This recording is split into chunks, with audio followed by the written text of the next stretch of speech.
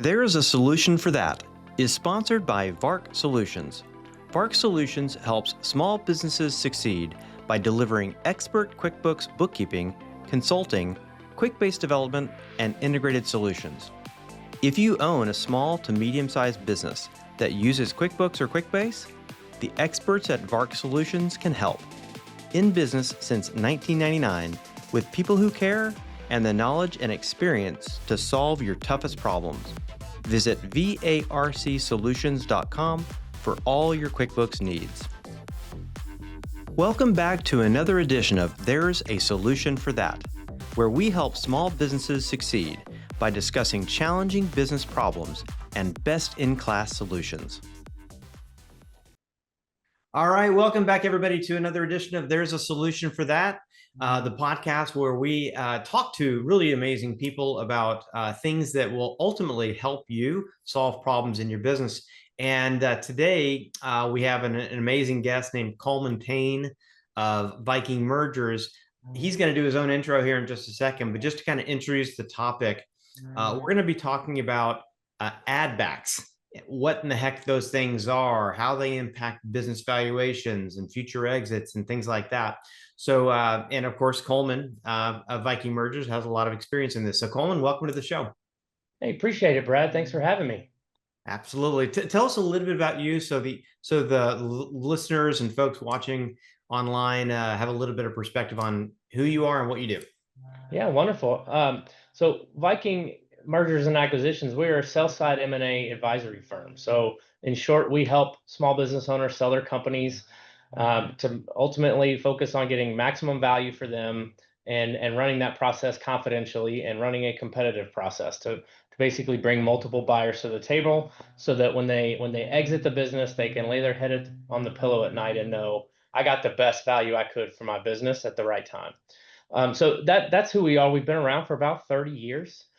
We've been in the Houston market since 2023. So we're relatively new. Before joining Viking, I was at Deloitte in their M&A practice. So I've been doing M&A deals for 20 plus years.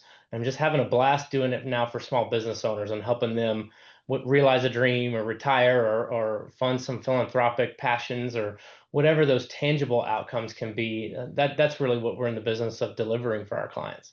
That's awesome. That's awesome. And I know you guys don't just operate in Houston. You guys have a larger footprint to serve clients and potential clients nationwide, right? That's right. Yes, we are one of 17 offices across the U.S., mostly in the Southeast, but we're rapidly expanding. We added D.C. this year. We're adding Philly and St. Louis next year, and rapidly growing. So our goal is to be across the whole country in the next 5 years or so.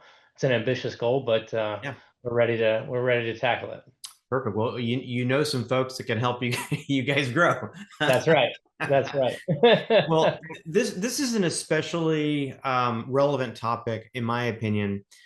We've had actually on this show, we've had several different topics related to business valuations. You know, preparing for an exit. We've talked a bunch about that because it is so important. It's a multi-million-dollar prospect, either in the plus column or the minus column, depending on how well you do it. So this is really important stuff. And as we were kind of just chatting a little bit before we started the show, just anecdotally in our business, where we focus primarily on QuickBooks, bookkeeping, cleanups, things like that, we find that there's probably about 5% of our clients in any given year that exit their business. They either sell their business or they retire or they're in the process of buying another business. And so this is a pretty common thing. And if you think about it, right, that's the goal. You start a business and eventually you would either like to sell it, cash out, or pass it on to kids, things like that. But, that's a 10 to 15 to 20 year roadmap from beginning to end. And I'm sure you've seen that a lot.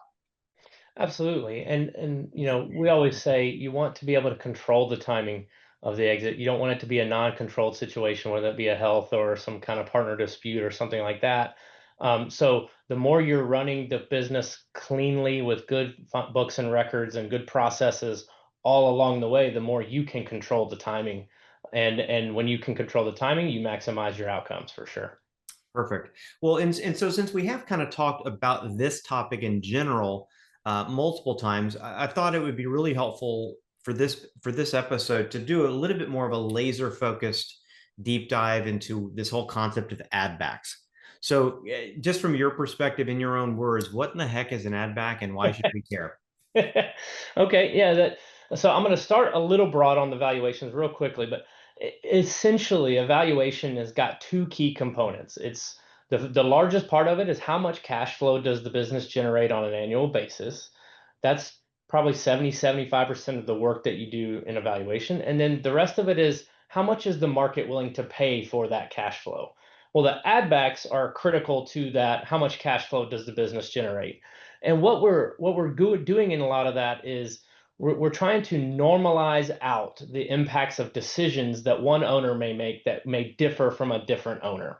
Things like capital structure. You may want to do a C corp, which is going to pay its own capital, its own corporate income taxes, and a buyer may want to have that as an LLC that's passed through, no income tax paid out of the entity. Well, we try to normalize that out, and we add taxes, corporate income taxes, back into the calculation of cash flow. Things like that. Things like depreciation. You may want to expense one specific expense, and others may want to capitalize it and have it come off the P&L through depreciation. So we add depreciation back. Those are kind of the basic normalization items. The next ones are things like owner salary and rent. A lot of business owners in the size clients that you and I both serve on a daily basis own their real estate, and they do it in a different entity. And that real estate entity will charge rent to the operating company, and that may or may not be at market rate. So we go through and we'll add back the rent that they're paying, and then we'll do a reduction in cash flow for what the market rate rent is, and so that'll be a normalized rent structure. Those kinds of things, taxes, depreciation, interest, all of those are kind of basic, along with owner salary and rent. The discretionary ones are the add backs that I think we want to talk about mostly today, and these things are like, think about like a technology implementation. If you were to implement a new ERP system, you may pay $50,000 in implementation costs, and there may be $5,000 of kind of annual run rate costs. Well, that $50,000 is money that you spent today that the buyer is not going to have to pay later. The 5,000 annually going forward, they're going to have to cover, but that 50,000 up front, they're not going to. But that you paid for it, it's coming off of your P&L. We can add that back to as a normalizing item. Uh, Interesting. Okay. another one that we see a lot is what I would call excess payroll. So, I had one client that whose brother had invented the product that they were selling. And so he agreed to say, I'm going to give you a royalty on everything that we sell. I'm going to give you a piece of that royalty. And then when we sell the business, I'm going to give you a piece of the proceeds. Well, that's a cost that the new buyer won't have to pay. The seller and his brother had it a contract that says that he's no longer um, uh, obligated or entitled to receive any payments post sale. So that's all of those royalty payments that were being paid. We could add back to the cash flow because that's something the buyer is not going to need to pay in the future. So that's Interesting. really everything is on the lens of anything that you pay today that the buyer will not have to pay tomorrow out of the cash flow that the business is generating, then we normalize that out. And that's really the purpose of the add backs. Perfect, perfect. And so obviously there's black and white stuff like, okay, my entire family, quote unquote, works in the business. They're getting a payroll, but after a sale, they have no intention of staying on with the company, or maybe they're not really that necessary, right?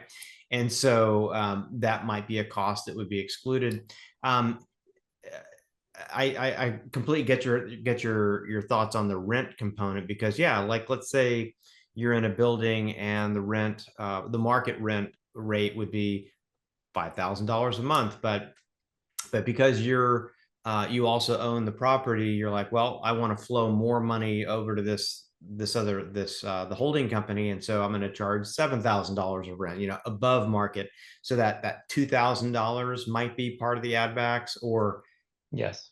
maybe that entire office won't even be needed after the sale. Like if so, that might be something else. So you could include either 5 or 7, depending on what you think might happen. That's exactly right. Yes, we would, if it's a virtual based business or it can be picked up and moved pretty easily, yes, we can make that argument.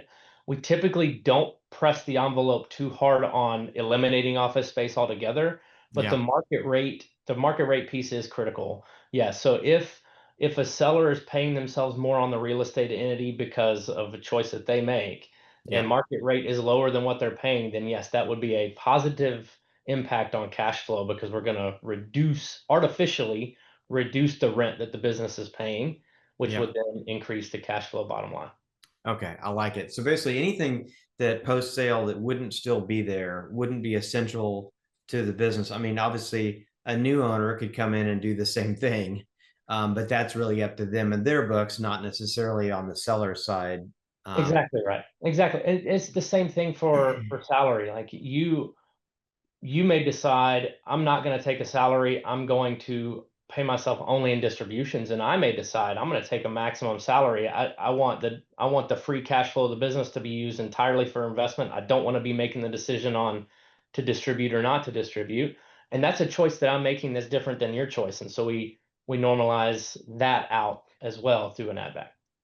no, this is really interesting, and some of the things that we've talked about in the past on the show are kind of coming together for me because we had another podcast where we talked about reasonable compensation, which I think mostly is for the IRS, right, to make sure that you're paying appropriate payroll taxes on your income versus saying I don't get any money from this business when you're taking $1 million out the back door. Right. Um, I assume that that also plays into it if you're like an S corp and you need to be paying yourself a reasonable compensation. If you're not, that could affect it in one way, and if you're overcompensating, that could affect it in the other side. The other side, right? Yes, absolutely. But that essentially we'll get to the cash flow number will include all of the owner's salary because CPAs provide different advice and different capital structures and all that stuff. So yeah, we tried to say if the business generates 30% cash flow before we start paying people ourselves, our car, or whatever those discretionary items are, we're trying to go up a level before those decisions are made, and that's the cash flow number we're targeting. And we're not saying anything or casting any judgment or opinions on tax return decisions made in the past. These are artificial adjustments that we're making. We're not going back in and making adjustments in the P&Ls or in the tax returns or any of that stuff.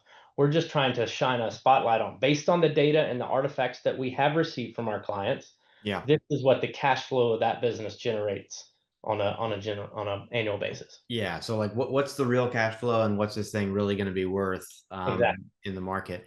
Right. So in a few minutes, we'll talk a little bit more about specifically how to track this. Because I do have some thoughts on that, especially for folks that are using QuickBooks or having an ERP that allows you to track some of this stuff. But before we get to that, though, I'm question. There's two things that are on my mind. Number one is, are there any things like you shouldn't do, like just from your own, not legal advice, but just just your opinion?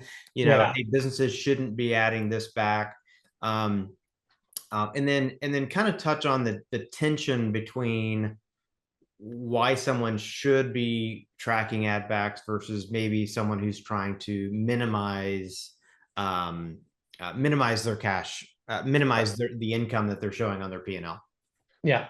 So I think the overarching guidance that we normally would say is, as hard as it is for each of us to write the check to Uncle Sam, and that's always a painful experience every year, every quarter, it is a privilege to pay taxes. It does mean that if you're writing an estimated tax payment, that there is profits to that business, and that's a good thing, in the grand scheme of things.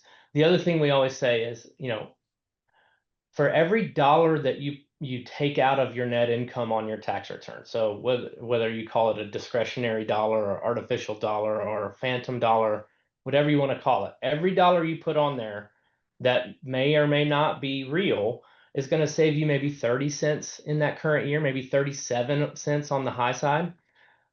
But for every dollar that you're adding there, that's one less dollar in cash flow. And if you take that dollar in cash flow, multiply it by the 3 to 4 to 5x multiple that that dollar would fetch on the open market, you're costing yourself $3 or $4 or $5. So the net impact of every dollar you put on that tax return in higher expense or lower revenue is costing you 10x in the grand scheme of things. That's a pretty steep penalty that you're paying yourself willingly, or that you're costing yourself willingly, just to avoid paying taxes today. So within those two kind of overarching things, I would say the biggest thing is you put expenses on there that are not true business expenses. Those are usually, we can point to that and say, hey, that hit the P&L, that, that's clearly not part of the business. We can usually have a conversation about that. The ones that are entirely impossible for us to deal with, in fact, they make our job harder, is when you play games with revenue or cost of goods sold. So think, if you're cash basis and you get a check on 12/31 of the year, and you just decide not to deposit that until January 1. Well, now you're artificially taking a dollar of revenue from this year and putting it to next year. Well, one of the things we look at is the trend line of revenue. And so if you're Mhm. moving dollars from one period to another, it's putting noise in that trend line, and that could be artificial. That could be a misrepresentation of, or it is a misrepresentation of truth. It could be to the positive or negative, but it's a significant risk that you're taking in Yeah. the in the accuracy of the numbers that you're presenting. Well, Um, let me just jump in there for a second. And so this is such, again, such an incredibly important topic, because I think for businesses that are maybe not thinking about selling, their only goal is like minimize taxes, right? And so if I can take revenue from this year and just move it a day, that means I'm going to delay paying taxes on that money that I just received. So there's a time value of money thing. And maybe it doesn't matter if that trend keeps going for 20 years, because what you got last year is this year, and this year's next year. So I mean, it's just like a leapfrog. But but if you're in the last 3 years prior to a potential exit, that's when I think it becomes super important, right? 100% agree. And at the very least, we need 2 full years of tax returns and full financials, ideally three, to make a sale happen at the maximum price. So yes, if you start that process of playing games, crossing over years, deferring taxes, I mean, you're essentially starting the treadmill and you're going to run it. And it's never, at some point, you're going to have to stop it. And you need the stopping of that treadmill to happen in enough time for you to have 2 or 3 full years of runway with the treadmill stopped, if that Yeah, makes sense. it does. Three years of tax return Yeah, records. a clean, Yeah. sweet, clean financials, I would call them. Yes. Got it. Got it. Okay. And so I kind of jumped in and interrupted you. So what else were you going to chat about? The same thing I would say for cost of goods sold. Specifically, inventory is one that, like, one of the, hey, we'll do cash basis and I'll deposit my revenue fine, but I'm also going to buy a whole bunch of inventory on December 1st so that I can pay for it in this year and I can artificially reduce my taxes there. Well, part of the thing is we're looking at working capital over the last 3 years, and we're evaluating what the trends have been in working capital, and inventory is part of that working capital calculation. Accounts receivable plus inventory minus accounts payable. Well, if inventory spikes in one given year, then that's going to throw off all kinds of metrics and all kinds of trend lines, and it causes noise in the analysis. Yeah. And the thing I always say is your books and records and your tax returns are like your front lawn when you're trying to sell your house. It's the curb appeal. It's when you walk up the first time you see this house, and every buyer looks and sees, man, the lawn is well maintained. If they maintain the lawn this well, I think they've probably maintained the HVAC systems well, and the plumbing systems well, and the Right. electrical systems well, all of that. So the more you can keep those questions or anomalies or outliers out of your financial records, the more trust you're going to engender with the buyer. Yeah. all along the way. And at some point in time in a deal, there has to be trust that governs some rocky times. Yeah. And if you've done things systematically, little by little, just to erode trust, you may not have that in the bank when you need it. No, it's interesting. It's fascinating, actually. So when I think when I think about what you're talking about, it's there's a story, right? I mean, I imagine with every single client that you help on the sell side, there is a story to their financials, and hopefully it's a good, consistent growth story versus having to explain, oh well, this year here's what happened. Because Right. it's those red flags that somebody says, what happened there? What happened there? What happened there? So the less of the storytelling you have to do is better. But obviously, being able to tell a more consistent and growth oriented story is the best case scenario.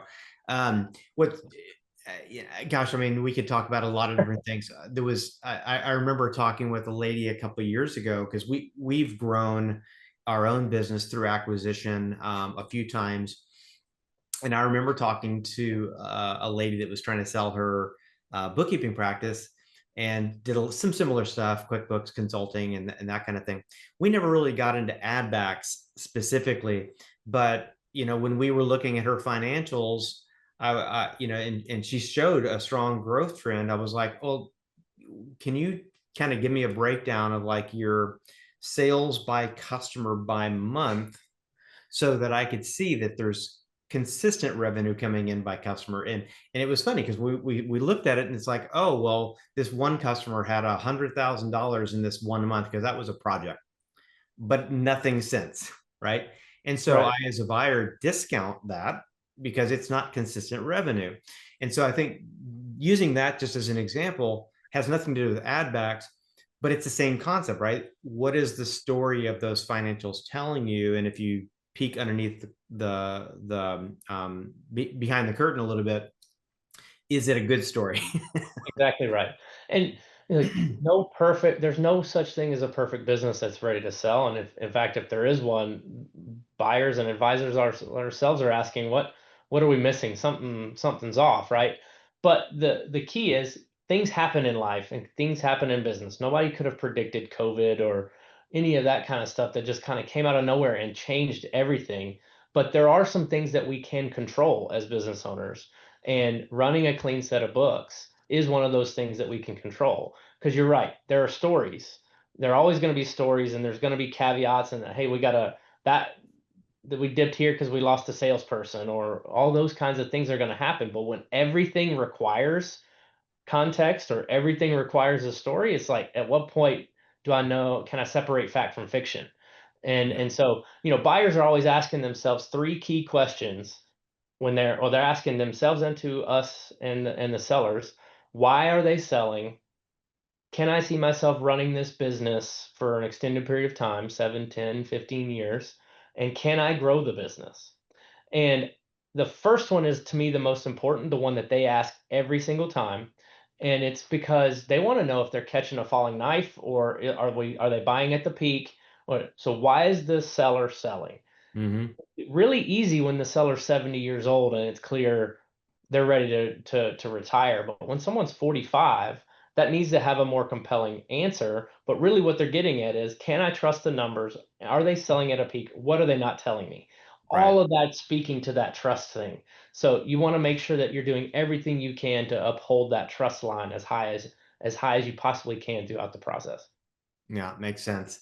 Well, so tell me, I mean, so let's talk about clean books for a second. So, like, how do you define clean books, or maybe more specifically, what are some examples of unclean books? So somebody could go, "That's not what I want to be doing," or just talk about that. So some things that we look for in there is when revenue just has one line of revenue, and there's no kind of breakdown within the chart of accounts that Mhm. says service revenue, product revenue, intercompany revenue, any of those kinds of breakdowns that we may want to see. I think those are the more general the chart of accounts is, the more rife they are for challenges with identifying and justifying ad backs. So that's one thing. Yep. We'll also look at the net income on the P&L and see if that's tying to the net income line in the balance sheet and make sure that that's happening consistently time over time. Yep. Um, can they produce monthly financials that tie it out, that balance sheets that balance and everything is looking, all those connections between the balance sheet and the P&L are tying out month over month.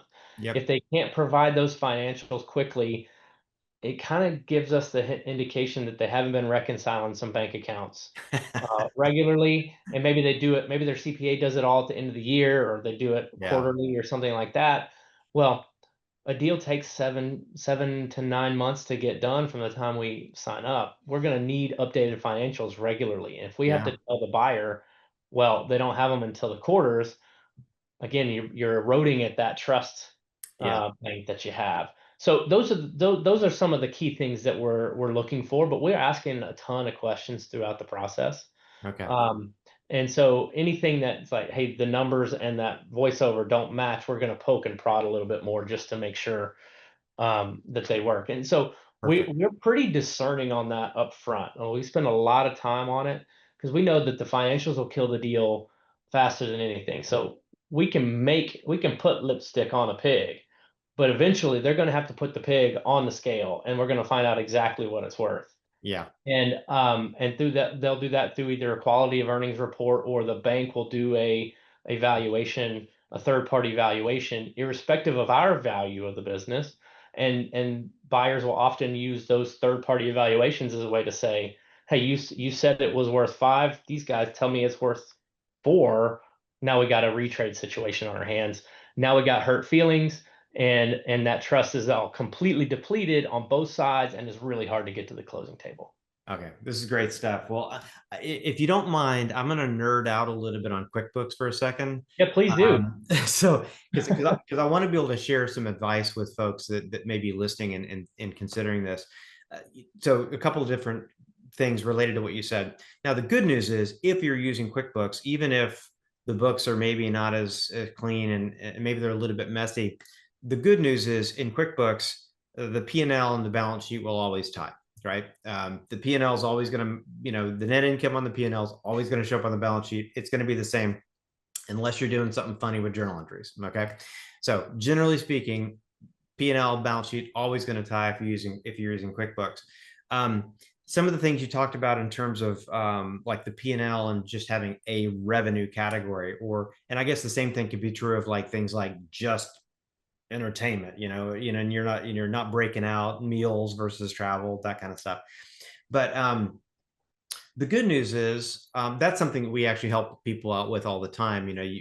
People come to us with not just books that haven't been reconciled in months, but also where they've made a little bit of a mess of things because they're going in and writing a check or making a deposit and they add a new account by accident. Now they got 3 accounts instead of 1. That happens all the time. The good news is, again, with QuickBooks, that's very, very easy to clean up. Okay. If you know what you're doing, it's super, super easy. The other thing, and we're eventually going to get back to add backs here. um, the other thing that's very, very interesting about QuickBooks is, whether you're on QuickBooks desktop using what are called items, okay, or QuickBooks Online using products and services, kind of like those are 2 different names for the same types of things.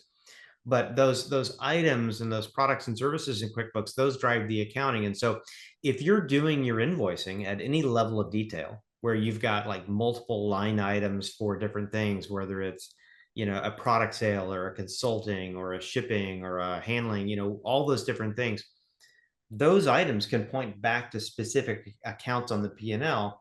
And if you simply go in and change the account mapping on those items or those products and services, it'll immediately reflect on the P&L. So it's not like you have to spend years rebuilding your finances if you wanted to get more detail. Right.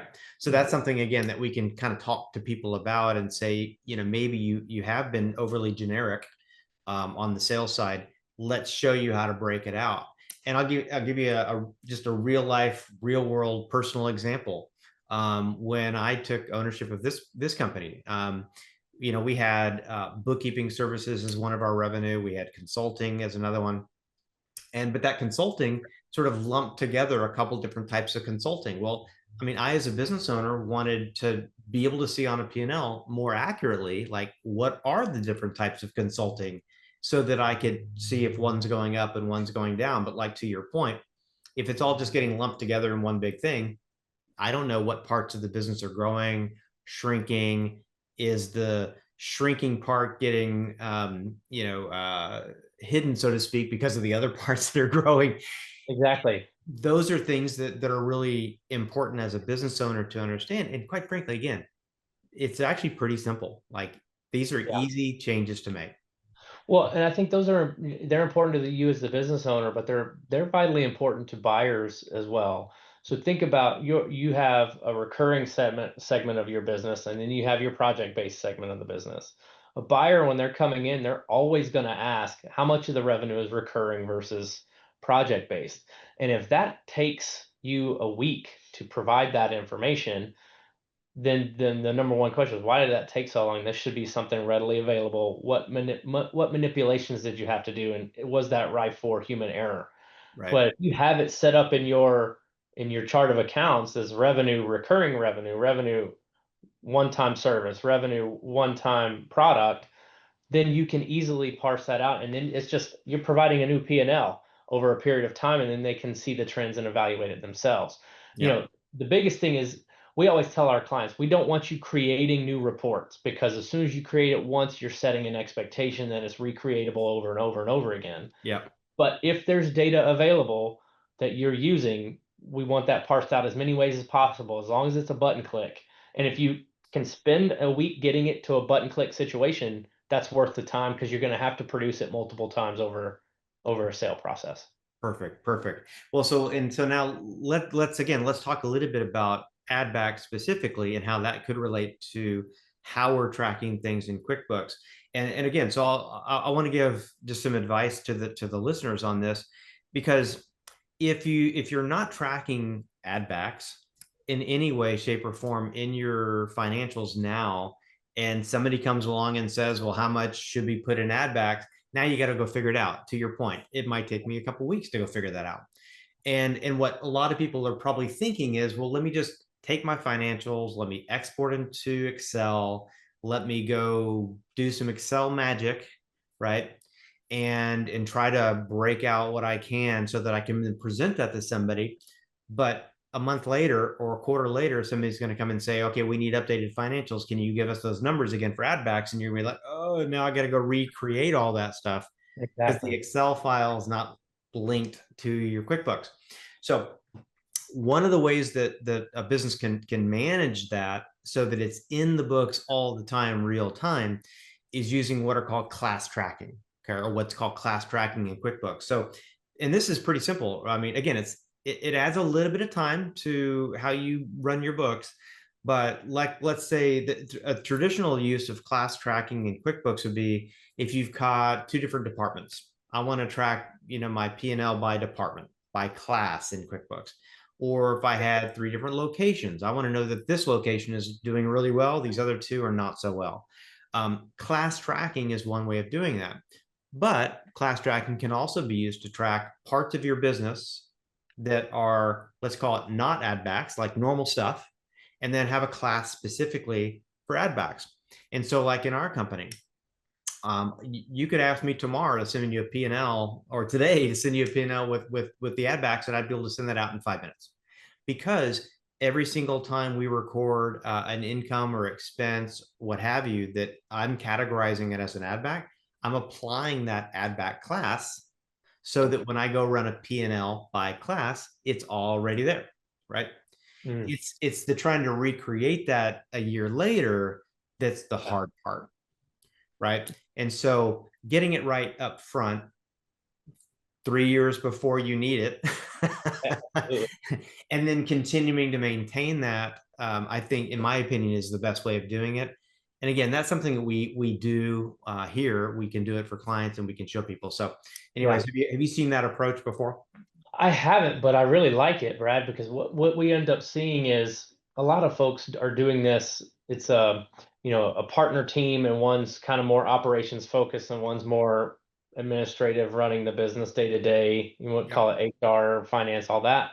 but usually it's not someone who is an accountant that's running the books when it's not done, when it's done in house. Typically, Yeah. over a certain size, that's not true. But think $8 million in revenue and below, it's usually one of the partners that is doing that, and it's usually kind of a burden. And they'll end up throwing additional accounts in there in the chart of accounts, and then they forget why that's there, and then it just creates like this inconsistent thing. So you'll see, I don't know, equipment, office equipment that may show up in COGS one month because they've added it there, and they'll show up in OpEx later, and so you'll see $1,000 here and 400 here, and it's playing hopscotch because they've added those accounts and they can't remember why they use those accounts. But doing it with a class, it makes it a lot simpler, to be able to pull that report when you need it, but then the P&L still looks simple and Yep. consistent. So I like that approach a lot. Perfect. Because like, yeah, when it's tax time, I'm ignoring the add backs. I'm just running a P&L, Exactly. and it's Right. all there. It's all in the totals. And I really, the class is only there if you want to see the breakout, if you want to see the difference, if you want to see that this plus that equals the totals.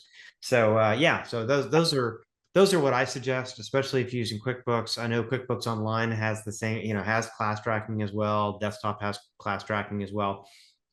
The new Intuit Enterprise suite that came out last year.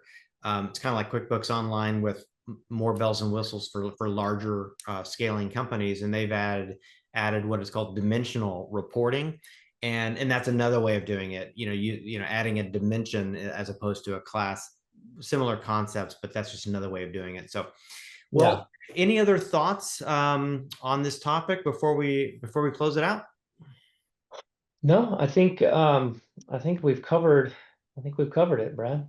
Okay.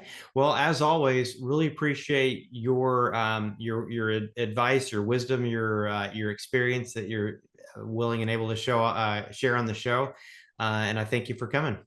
Thanks for So, by having the me. way, Coleman Payne, Viking Mergers. How does somebody get a hold of you guys if they want to help? If they want your help on the sales side, Yes. again, to get more value out of their business.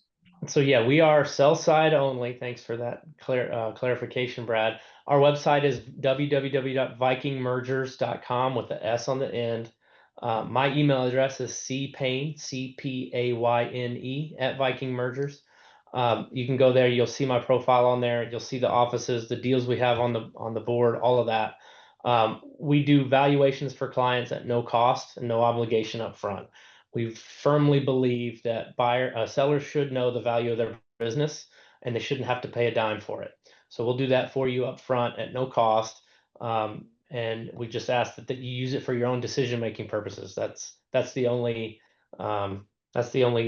catch, I guess. So Perfect. would love to meet and talk and answer any questions and be a resource for you or for anybody that's listening, Brad.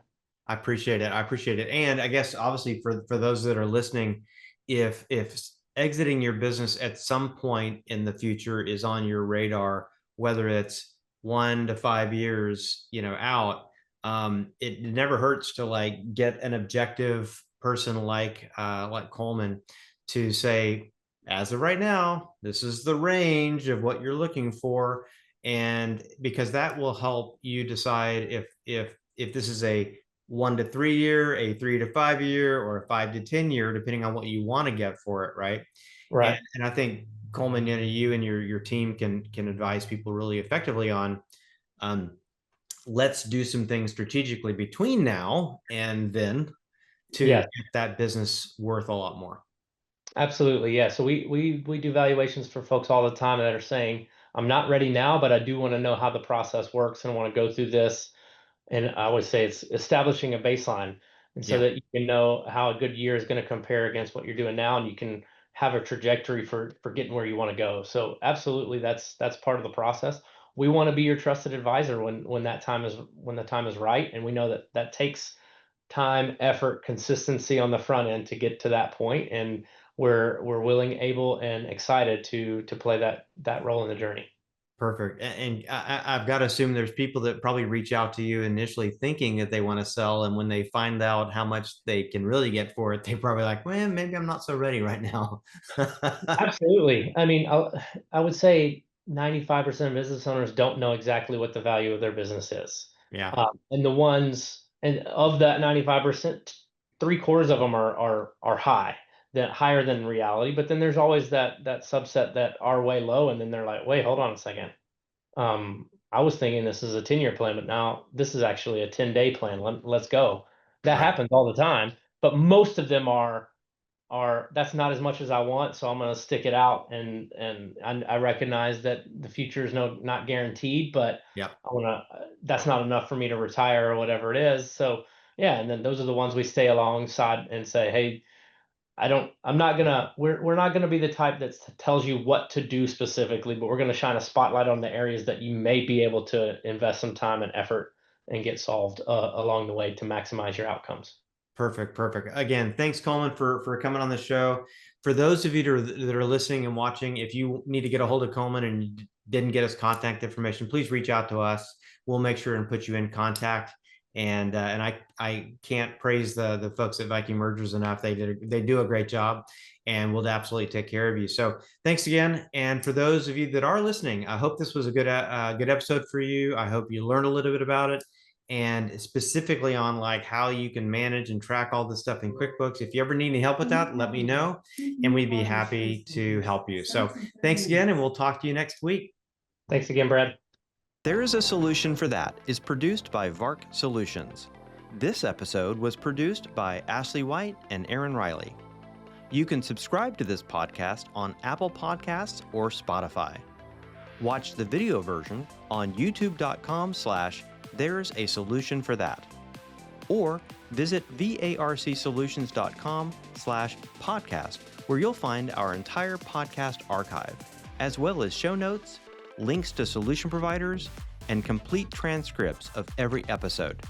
If you love the podcast, please leave a review with your comments.